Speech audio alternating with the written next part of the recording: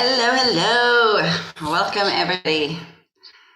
We've got people rolling in. Nice to see everyone for the fourth installment of PD Reimagined.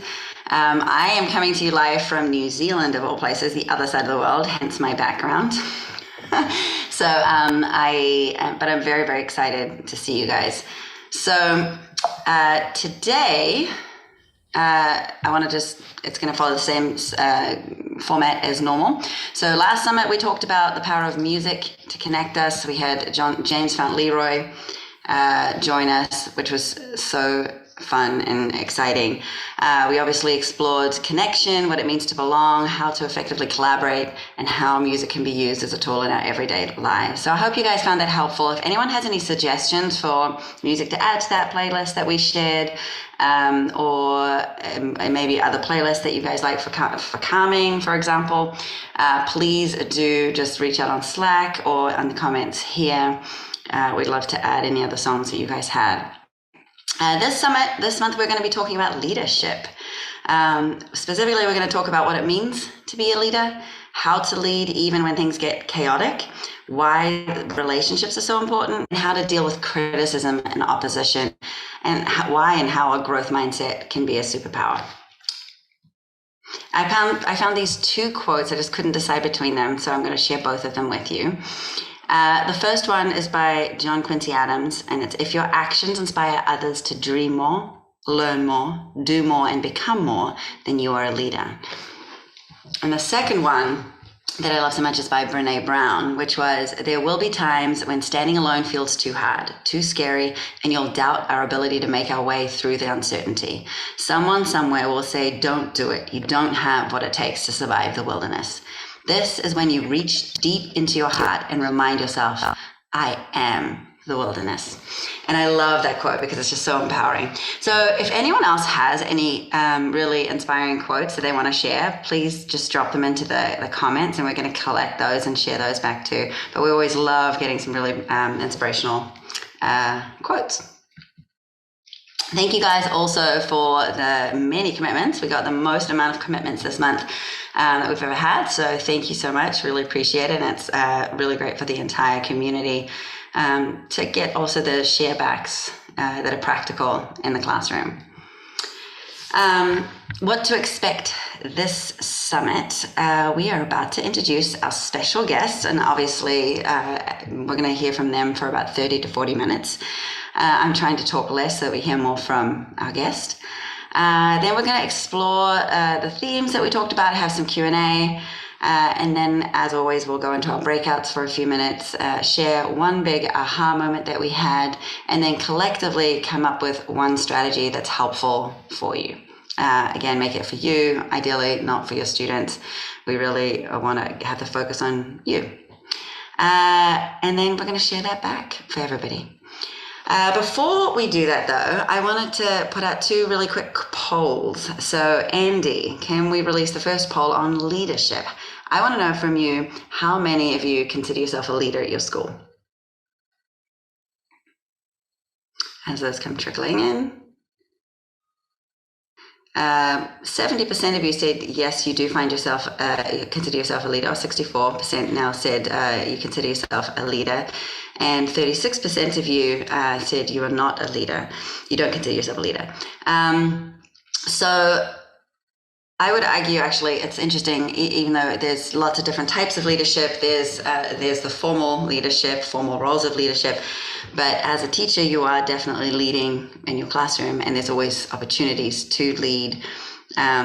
So, you know, you're all really leaders at the end of the day. Let's go to the next poll, which was on criticism and opposition. How many of you consider sort of face criticism and opposition in your role as a leader? And I'm meaning leader as a classroom teacher in any kind of leadership role. All right, those are coming in. Interesting. So let's have a few more people answer. All right, so we've got 50% of you said, still coming in. 33% of you said often, 50% of you said sometimes, and 17% It said really, so that's good. At least there were some reallys. I was hoping there would be. But the vast majority of us do face criticism and opposition in some form or capacity when we lead. So it is going to be really interesting to hear what our guest has to say about that, because certainly something that they know also. Without further ado, I should say, let's get to my favorite part in the entire summit. This is where we get to guess the guest. You'll remember the clues. We gave you lots of clues in your box as well, but here are the basic clues. This person comes from the world of politics, was born in LA, still lives there, is Hispanic, protected a city in the wild, wild west, and lived in a house that many claim to be haunted. Here is our poll for the special guest speaker. We have AOC, Antonio Villaraigosa, Eric Garcetti, Richard Alatorre, and Alex Padilla. All right, we've got a few more people to guess. So we've got AOC, Antonio Villaraigosa, Eric Garcetti, Richard Alatorre, and Alex Padilla. All right, we're going to call it here. So there was a tie between Eric Garcetti and Antonio Villaraigosa. So let's see who our mystery guest is, because you were right, it was one of those two, and it is, let's see, drum roll please, Los Angeles, Mr. Antonio Villaraigosa. Led the way. Today, we come together. One city, Angelinos all. Don't forget that you have a responsibility to the community around you. Use that intelligence, that hard work, that discipline that brought you here to change the world, to make it better. Antonio, one of my favorite people. Welcome to PD Reimagined. Thank you again for being a part of this. Hi Nadine, how are you? Good. Antonio, this is actually nobody here will know this, but Antonio was also, he married my husband and I, so he was about to say that. I know. So he really is one of my favorite people. I'm not just saying that. He's a phenomenal human being who cares a lot about education, and we've had a lot of great memories together. So I really appreciate your time today. But I want to also share for everybody else a little bit about your story, because I've heard it and it's an incredible story. But how did you go from this, being a boy or a kid in the east side of LA to becoming the mayor of the city? It's kind of a big question, I know. I had a paper route in the hills of City Terrace, which was about 5 miles from City Hall.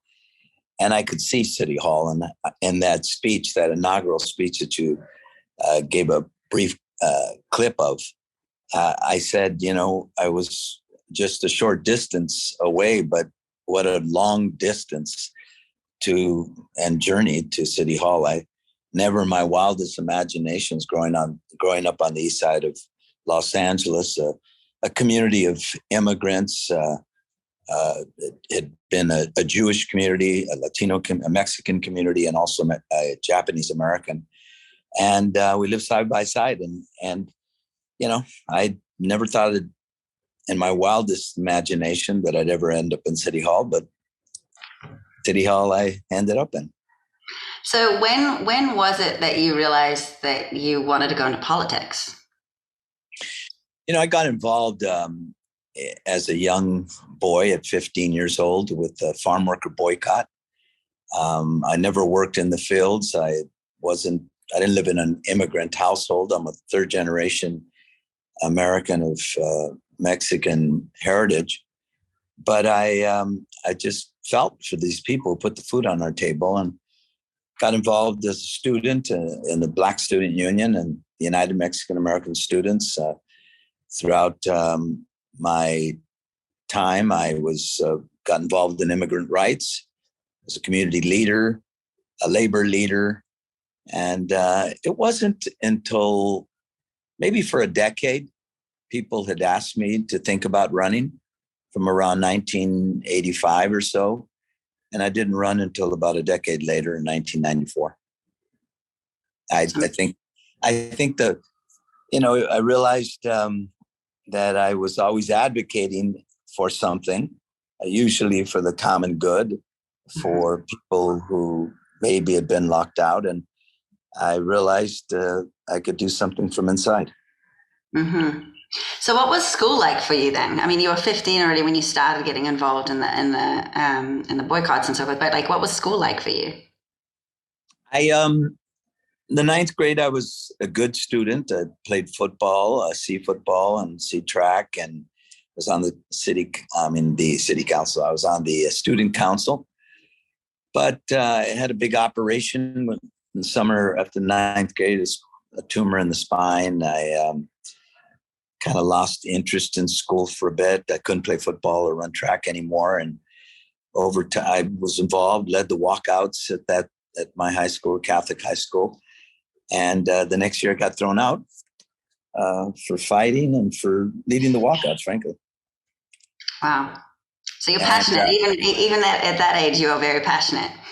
well, yeah, I was. And, it's interesting because I tell people it was the Catholic school that gave me a foundation, but a public school that gave me a second chance. And so I was in a Catholic high school that had a strong college prep program. I went to a public high school where, frankly, they put me in shop classes and basic reading classes. And Mm-hmm.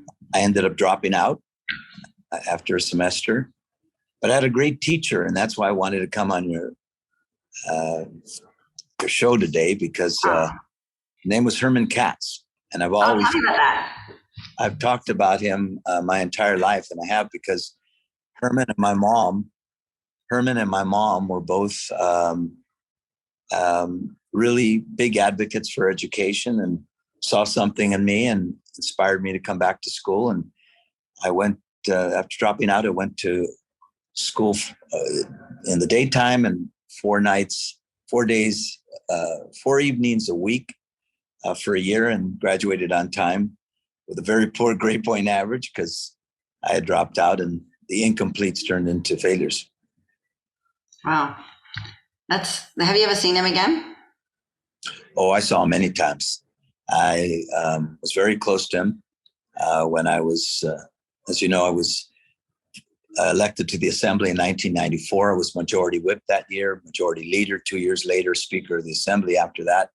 And from the first time that I ran, I reconnected with him because I had told my consultants the story about how I went back to school, in no small part because I had a great mom who believed in education and always promoted it, and a teacher who believed in me.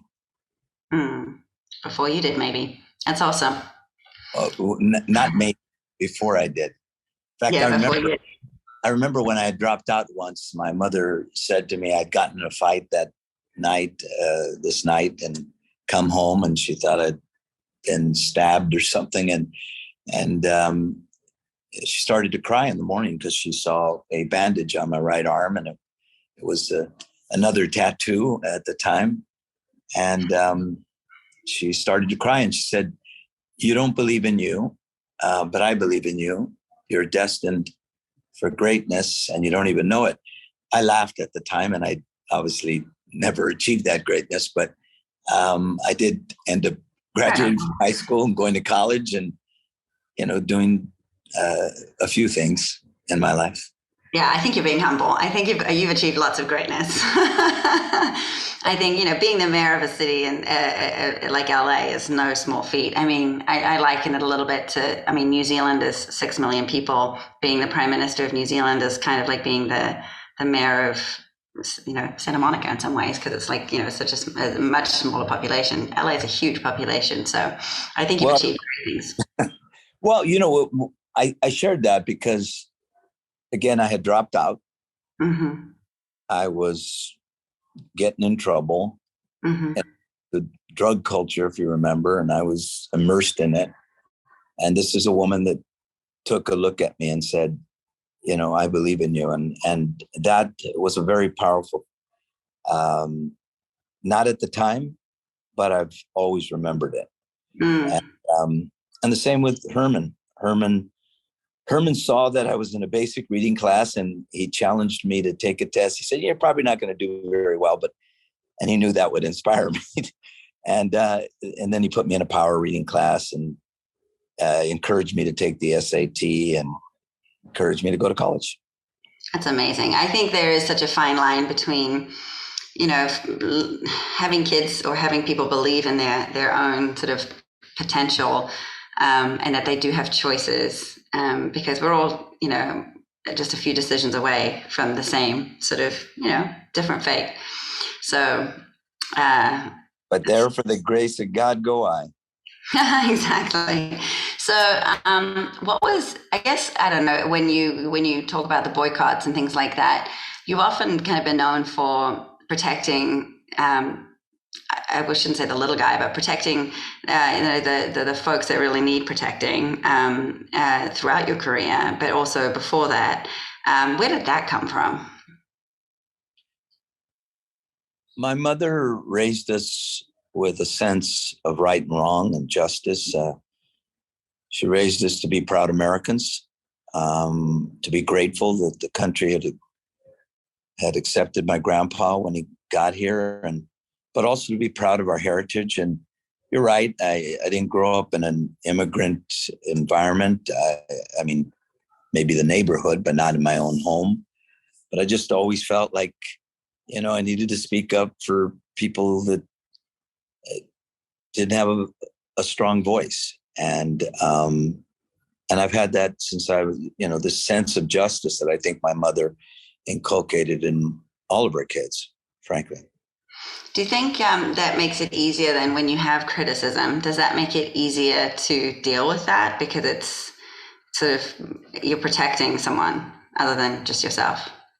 I was reading your survey and I agree with you, Nadine. Every single one of the teachers that are on this line here, on this Zoom conference, every single one of them are leaders. They're leaders in the classroom. They're educational leaders. They have in their hands, young minds that, they're they've been entrusted to develop. And I've had a few great teachers in my life. As a matter of fact, it wasn't just Herman. Stan Oishi in the third grade, I'll never forget him. Another one who kind of had come from Catholic school, grade school. My mom was divorced and she couldn't afford it anymore and went to Harrison Street School. And Stan Oishi promoted me half a grade because he felt like I was ahead of, and there were a number of grade school teachers, Sister Alice, Mrs. Nelson, Mr. Castro, Mr. Moira. I remember them all. They played a role in my life, and one that I appreciate. And so that's why I worked for the Teachers Union. I was married to a teacher for 20 years. I saw the sacrifices teachers made, not just the time, sacrifice of time, because all of them don't just work in the classroom. They have to prepare lesson plans. They have to check the homework. They have to, grade tests. They oftentimes have to take from their pocket to pay for supplies. I have a deep affection for teachers. As you know, I founded the Partnership Schools in Los Angeles, 20 schools, all union, but places of innovation. When we started out, they had a 36% graduation rate. Today, they have an 85 or 84% graduation rate. And couldn't be prouder of the teachers there that have, oftentimes worked with the kids who are the most disadvantaged, kids who are homeless, kids who come from broken homes, from deep poverty. And they oftentimes find a twinkle, a star, and, are the biggest reason why some of those kids succeed. Yeah, for sure. What was your sort of big first success moment when you went into politics? First big success moment, that there were a few. I think, when I started out, I was I was considered a firebrand, a Democratic firebrand. I excoriated the other side. I personalized the politics. I, I was perceived as the enemy, if you will, by the other side. And by the time I left, I was speaker, as I said, and majority leader before that. I think I had a respect across the aisle, because what I've said to people, and I believe that's what's broken about our politics today. They got elected too, and we got to work together. And Mm-hmm. you could give speeches, and you've been around. I can give a speech, but I don't think get elected to just give speeches. I think we get elected to get things done. And Mm-hmm. so if I had a proud moment in the legislature, it wasn't just that I was, my first 3 weeks part of the Democratic leadership as majority whip, and so quickly rose to the speakership. What I'm proudest of is when I left, we had gotten a lot done, and we'd gotten a lot done working, across the aisle, not always just because working with one side of the aisle. And I think that's important. And I was proud of that, because I didn't start off that way. I love that answer, though. There's a great leadership book by Amy Wambach called The Wolf Pack, I think it's called. But she used to be on the USA soccer team. And one of the things she says is that she learned how to really lead when she was on the bench, when she was injured and she had to be on the bench. And she had to learn how to lead not on the field, not from the front, but actually from the middle. And how do you do that? And she learned, when she scores a goal, immediately point at whoever assisted and the rest of the team that was there. And if you did assist, you run up, or if you were part of the team, then you run up to celebrate together. So that the power of relationships and the power of collaboration in being able to lead from anywhere is really, really powerful when you can bring people together regardless of necessarily what teams they're in. Being able to congratulate the other team too. I used to always say you can't lead if you can't follow. That's true. Yeah. I started out as Speaker of the Assembly. I started out Party Whip, and I demonstrated over a period of time that I played team ball. And I've always said there's no I in team, and that when you use, nomenclature of we, you get a lot more done. When you credit to others, not just yourself, you inspire people to do more. And I often also said, in that team, I might be first among equals, but among equals. And I've always believed, as an example, that when you're a leader, that the people that work with you should have an ability to criticize the leader and to challenge them. Not outside and, in the press necessarily, but, certainly in your office and, on the team. Yeah, there's definitely ways to do it though. So what do you think is the biggest, I don't know, or the first big, perceived failure where you kind of wanted to give up, but you didn't? Did you ever have a moment like that?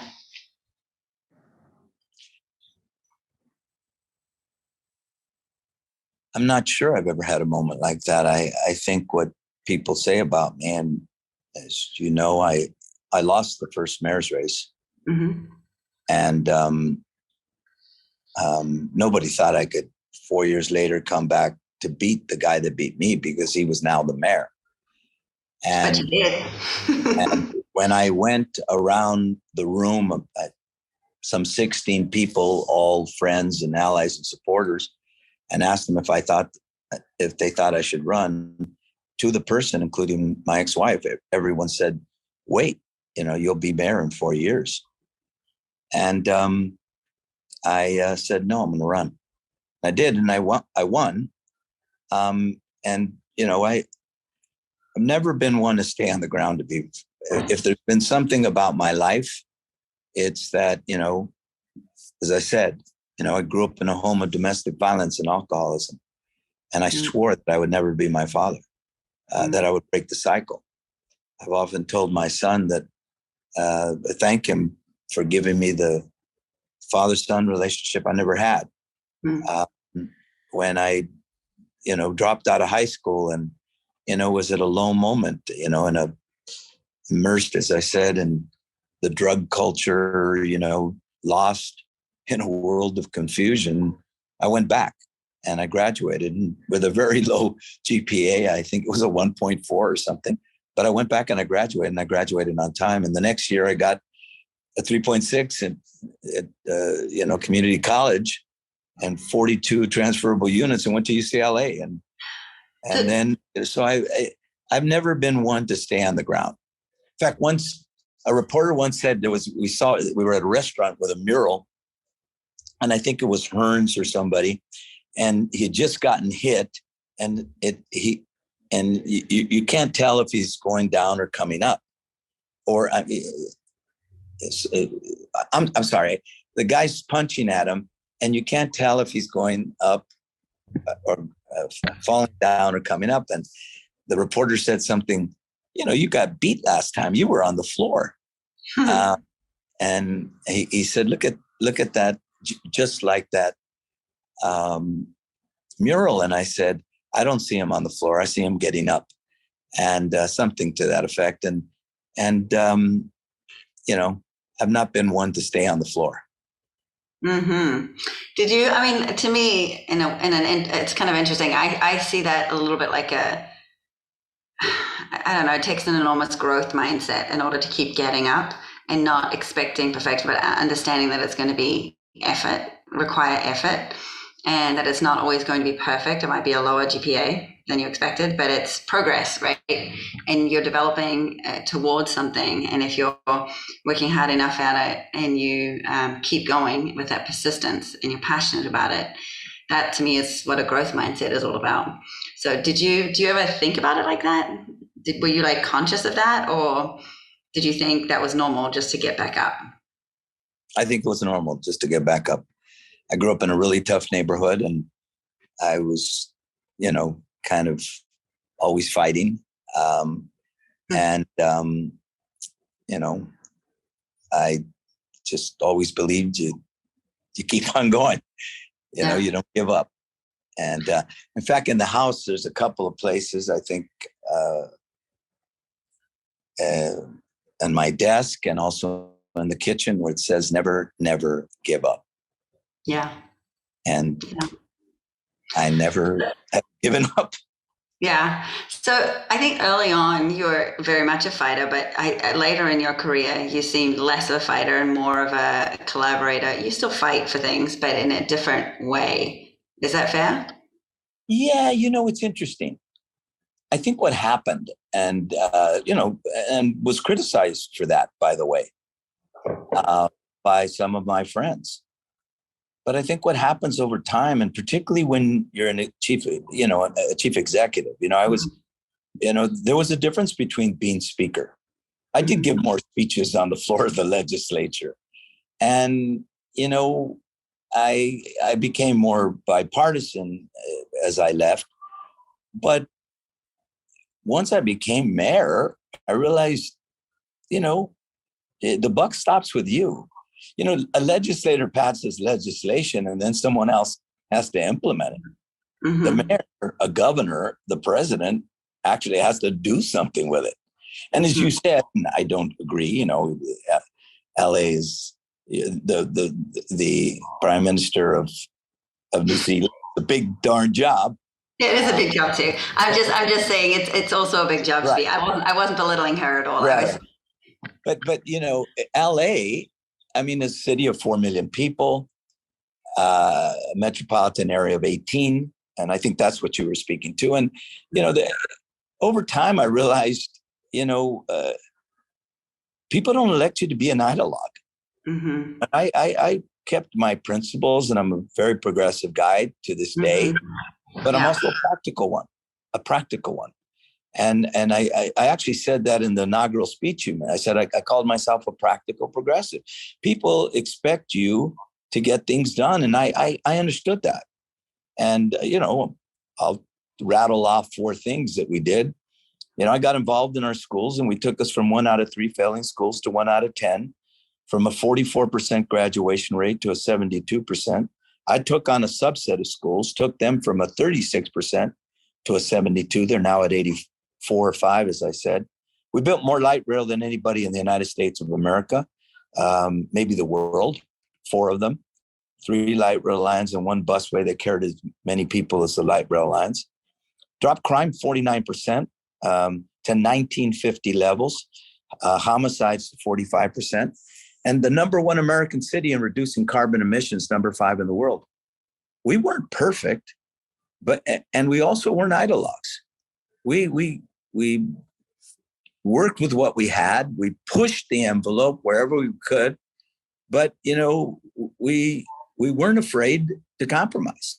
We weren't afraid to get to realize that the quote I like is the man in the arena and the woman. By the way, to all the teachers out there, the man and woman.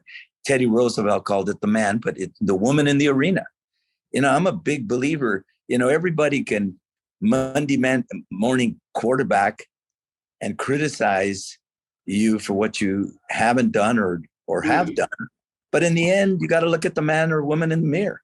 And I preferred looking at the man or woman in the mirror and not let all the noise around me. And there was always criticism. I was a very, it's interesting that I got the same number. I haven't been mayor for 8 years. And I got the same number of people who thought it might be me as the current mayor. I walk in my town, and I'm here right now. I walk in my town, and people recognize me because I was in every part of the town. I was, I wasn't afraid to mix it up with people. I would go to town halls where everybody was screaming at me, and I understood it wasn't personal, and I understood at the end of the day, I have to be judged not by how popular I am, but by the respect I commanded with things I did. So a lot of ways I felt like it was noise. I'm not saying now when everybody felt some way, you also say, well, maybe there's something to it, right? But usually, I just tried to plug along. Yeah, I think it's always helpful to look at who is criticizing and think about why they might be criticizing whatever it is or opposing what you're doing. And I think when you come at it from that angle, you see it from, hopefully it's not just to be painful. It's actually, they're trying to protect something or whatever. And it gives you a different perspective, but you can't listen to every voice or it gets chaotic. But I think you can listen to certain ones. It's interesting though, you didn't listen to your ex-wife who said, don't run, and you did run and you were right. So that's kind of interesting.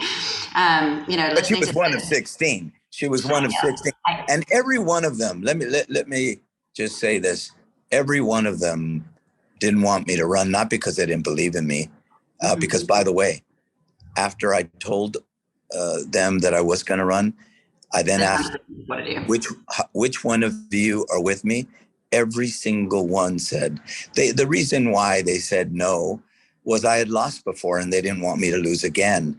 And the feeling in the town was I was going to be mayor one day because I had, pretty much established, myself as a leader in the town. And that was the expectation. So all of them did it from this belief that I would probably lose and that would hurt me for the future. And so that's the only reason why I would contravene 16 of my best supporters. That's interesting though. That's so perceived risk, right? Or risk of failing, I think, is the number one reason that people do fail in the end, where if they rely if they start to believe that perceived risk and not be able to move through that fear, because one thing you can absolutely guarantee yourself is you will fail if you don't try. You know? So there is a space to move through fear, and I do a lot of work on emotions, and fear is definitely one of those big emotions that gets people. You want a little bit of it, especially like if somebody's a surgeon, for example, and somebody's going to be operating on me. I hope they have a little bit of fear because it makes you alert and aware, right? They'll be a little bit more careful as they cut. But if they are stopped by fear and it completely hijacks you, then that's not good either, because we still need people to act. So really, really interesting. What was sort of your biggest takeaway then from that experience when you did run again and then you did win? What was did you sort of find yourself thinking about a lesson and all of that, a takeaway? Never give up. Yeah. And what do you think? When I first ran, I was Speaker of the Assembly, a big job, but only 9% of the city knew me. 76% of the city knew the other guy. A year later, I beat him in the primary. I lost in the runoff. And I tell people I came back because I really believed that, I know I lost because it created a climate of fear around my candidacy, that I was breaking a glass ceiling. And what did it mean that the city had changed so dramatically, demographically? And was I going to be a mayor for just one group or a mayor for everyone? And what I said from the beginning to the end, that I wanted to bring the city together and I wanted to be a mayor for everyone. And I joke, I lost that first race in no small part because they created a climate of fear around my candidacy, the first Latino mayor. And 13 years later, another guy runs, and after I've been mayor for 2 terms, and he runs, extolling the virtues that he's 1/8, Mexican. And I cracked up because I guess we were successful and demonstrating that, I was going to be a mayor for everyone. I spent a lot of time in the Jewish community, in the African-American community, in the Persian, Armenian, Korean, Filipino, and the list goes on and on, the Latino community. And I spent, probably more time in South LA than any part of the city, and particularly Watts. And I was very proud of the fact that we went for 16 months without a homicide in Watts, and took crime down, as I said, to 1950 levels. And I think that belief that it's, that you have to be a mayor for everyone was something that I took with me and I took to heart. Do you, when you talk about bringing crime down, all the different things that you've done, it seems like you approached it from a very holistic kind of a way. Like you looked at the overall context, because they're all linked, right? And interrelated, interdependent. How do you, when you're going after such a big issue, like for example, crime, how do you approach that from a problem solving perspective? Like it just seems such a huge issue. Well, first of all, I remember when, as soon as, that the inaugural speech, we had 10,000 people on election night. Nobody's ever had that much on election night in LA. When I lost in 2001, we had 6,000 people. We limited the crowd, and we still had a few thousand people. And we limited because we said, we don't want my inauguration to be a traffic mess downtown and upset the city, right? So we limited it. And I remember when I got back from giving the speech and the little short reception, my chief of staff said, you made so many promises on this, on the campaign trail, that I put them all together. And we brought in McKinsey because, sir, we're going to have to put timetables and goals and, to all your promises. So that was one thing we did that I think allowed me, and I just named 4 of the things. I did pension reform, and when we were ready to go bankrupt, there were a number of things that we did that nobody expected that a Democrat would do. But I said, if we go bankrupt, one thing's for sure, we're going to be out of business, and everything will go to. And there were, so we charted all of that. And how did we approach it? You said it, holistically. Crime is an example. I promised to make public safety my priority. LA was Chicago in 2005. In fact, as much as people are complaining about crime today, there was more crime when I got elected. Now, by the time I left, as I said, I dropped at 49%. But when I got elected, we were Chicago. So what did we do? I promised to hire 1,000 cops, and I did. But I also said, I want many of those cops to be assigned as community-based, senior lead officers, community-based officers, not people in their cars, but people working in communities. We expanded dramatically after school programs because I said that's part of it. We need, these kids need help. And we know that between 3 and 6 is the biggest time for burglaries, right? That's when kids are out of school. So after school programs, we expanded dramatically summer youth jobs. I had a summer youth job and I saw what it did for me, introducing me to the world of work, keeping me busy. In the old days, they used to say, idleness is the devil's workshop. So my mother wanted us busy in the summer.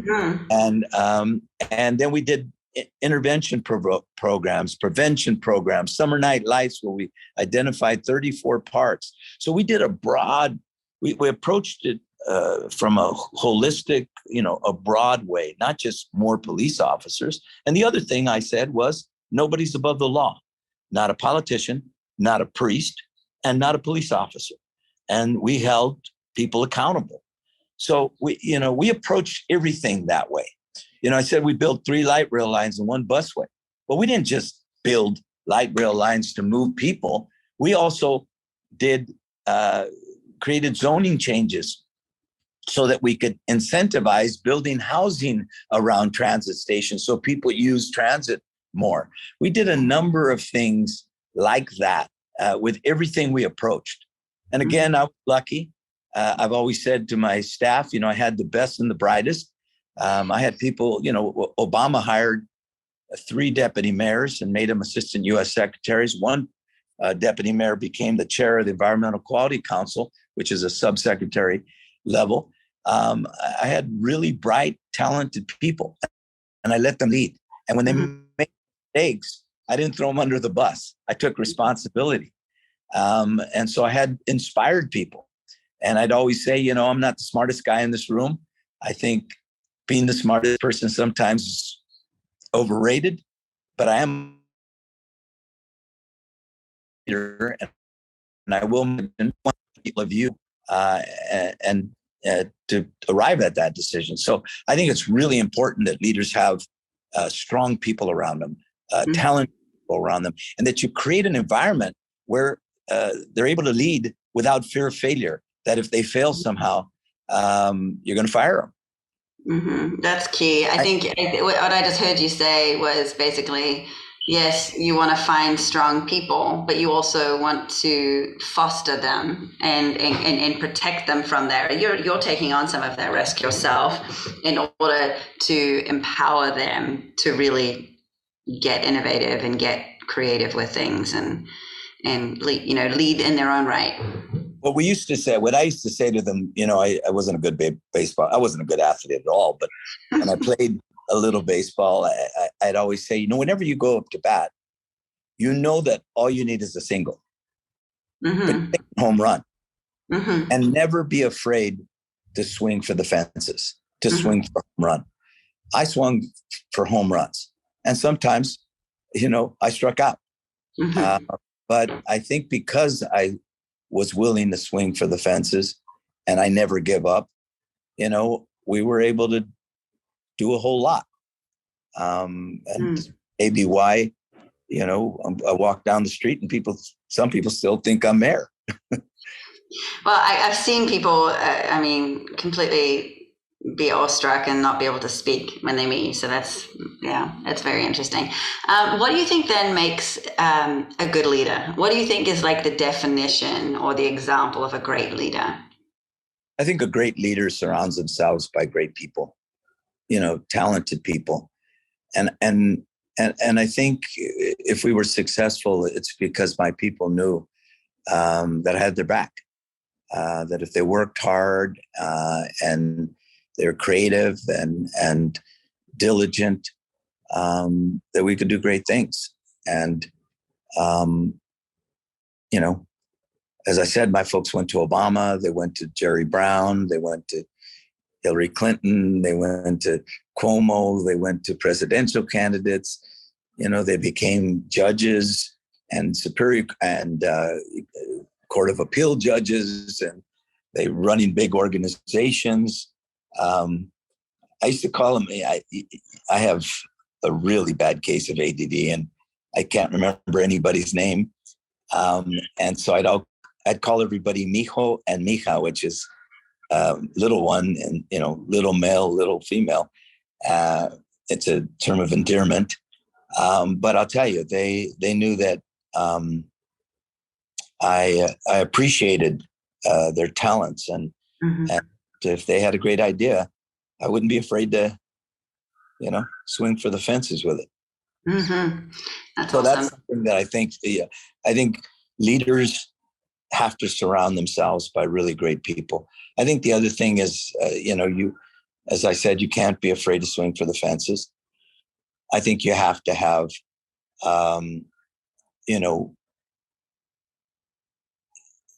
you also have to have people around you that complement your own skill set and make up for your lack of skill set in a certain area.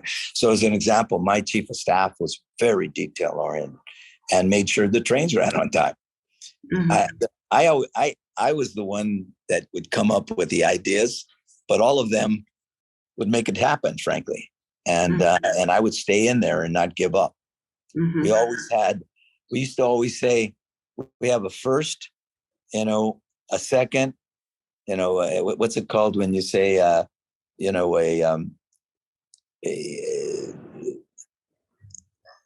three or four different options. If the first failed, we'd go to the second. If the second option failed, we'd go to the first kind of thing, yeah. And that's how we did it.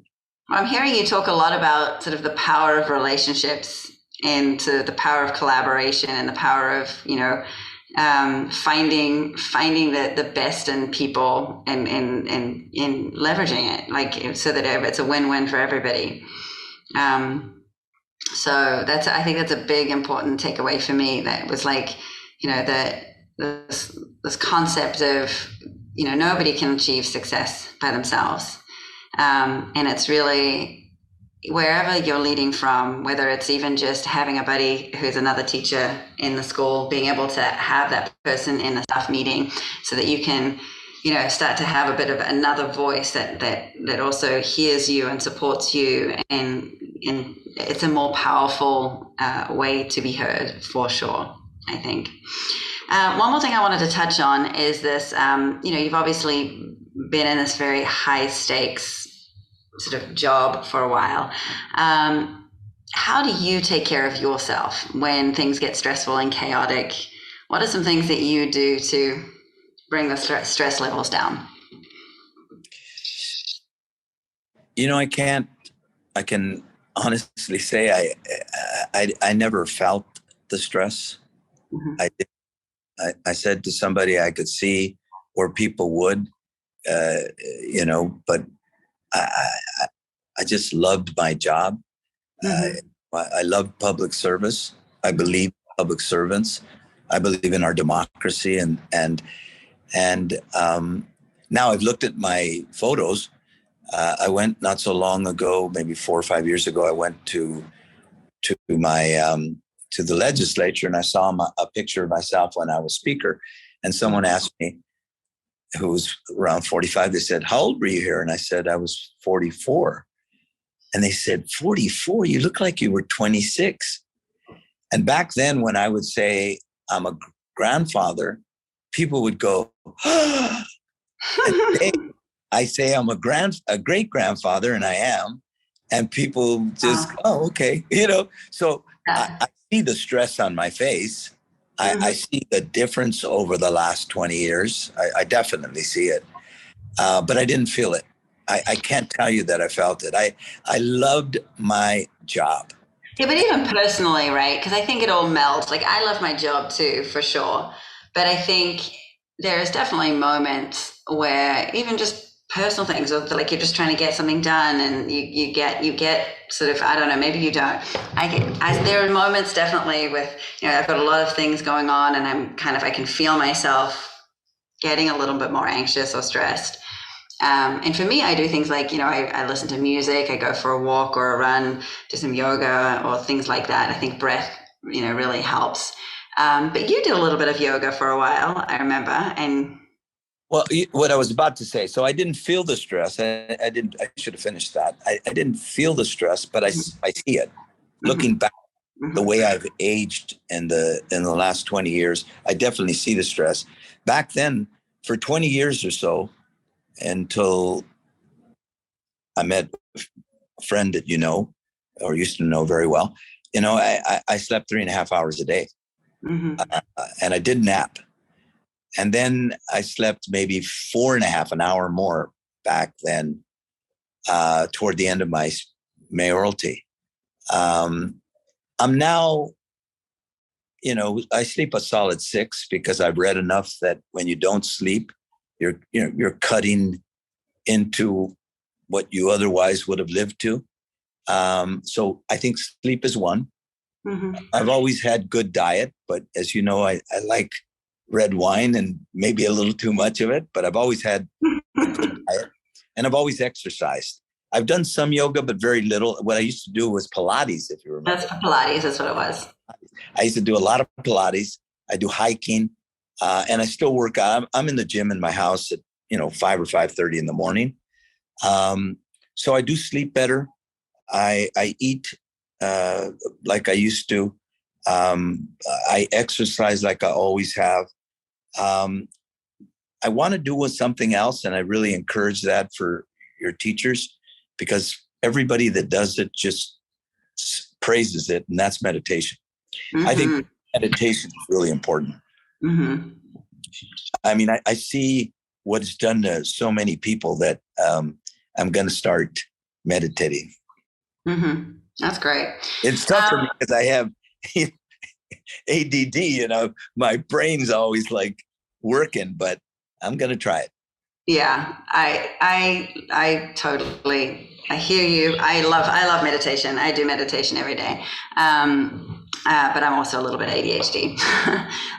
Does anyone here, do you mind if I open it up to any questions? If anyone has any questions? I'd love to hear from the teachers. As I said, I have a great deal of respect for the work that they do. And we all know they're underpaid and overworked and importantly, not supported in the way they need to be. And so I'd love to hear from them. Hi, I just wanted to say that I appreciate some of the things you said about what leadership should be and how it should look. And I feel like a lot of times the things that you said, we wish we could have, like that you appreciated people's talents and used them and acknowledged them. And like I said, like you said, appreciated them, and it's those little things that really, no one needs a pat on the back. They just need to know that, like you acknowledge them. Like that's, I don't know, just a little thing, but it means so much. Like, and then, having your teams back, I just feel like sometimes teachers in the classroom, or I'm in a weird position where I do K-12 work. And it's like that. We just wish we knew that. We wish that we had that support. And I think it would make so much difference if we that was there for us. So I appreciate that you showed a good leadership. And particularly in the school, whether it's a high school, a middle school, or elementary school, I believe principals need to be educational leaders, and they need to be in the classroom and support the teachers. As you know, there's oftentimes principals are really good at making sure the gates are locked and the campus is clean, but spend very little time in the classroom. And in our partnership schools, we're big believers that you got to be in a classroom. You got to be,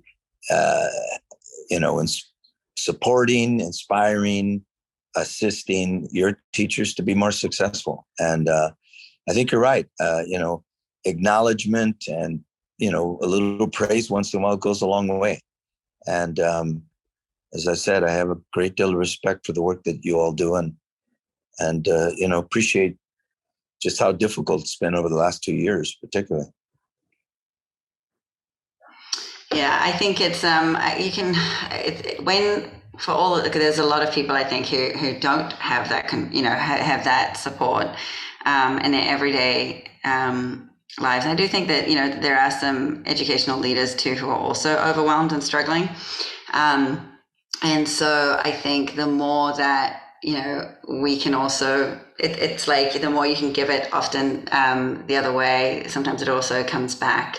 And I know it feels like it's impossible sometimes, but we're here to support you in any way we can. So you let us know if there's ever anything that we can do to better support you. But I think finding a support system, whether it's another teacher or other people, and also providing that support to any other leaders that you're working with, because I do think that most people are really doing the best they can.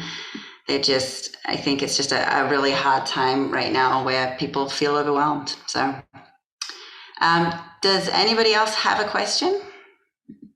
Otherwise, we're going to move into the next stage. All right. So the next let me just share my screen again. Oops, sorry, guys. There we go. So some of the themes that we talked about right now was obviously what it means to be a leader, how to lead even when things get chaotic, why relationships are so important, and how to deal with criticism and opposition. And obviously, one of the things that Antonio said was, not listening to everything. And at the end of the day, thinking, you can take it all in, but decide for yourself how you want to act. How a growth mindset can be a superpower, although part of this is also, he just thought that was a normal thing. I thought that was kind of fantastic too. And if there was anything else, any other themes that you guys saw today, I would love you guys to discuss that. And then, so in your breakouts, again, really quick, if you don't know each other, quick intros. Then just sharing that big aha moment from tonight, and then think about one strategy from tonight that you'd find helpful in life, and then we're going to share that back. Again, everything that you say is confidential, so please, respect and confidentiality, support each other, and we'll hear from you in 10 minutes. Andy, can you put everyone into their breakouts? And one more time, Antonio Villaraigosa, thank you. Muchas gracias. I really appreciate you being here with us, okay? Thank you.